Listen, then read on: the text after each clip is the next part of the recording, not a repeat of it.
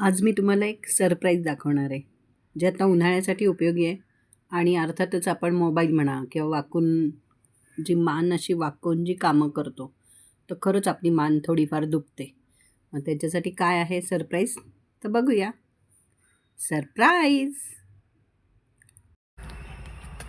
तर हे असं आहे सरप्राईज. तर कसं वाटतंय सांगा. आणि हे ॲक्च्युली मॉलमध्ये जर घ्यायला गेलं तर एक कुशन, अर्थात थोडी क्वालिटी अजून ह्याच्यापेक्षा छान असते, थोडी सॉफ्ट असते, पण ही वाईट नाही आहे. तर हे 160ला मिळालं आहे मला, म्हणून मी व्हिडिओ टाकते.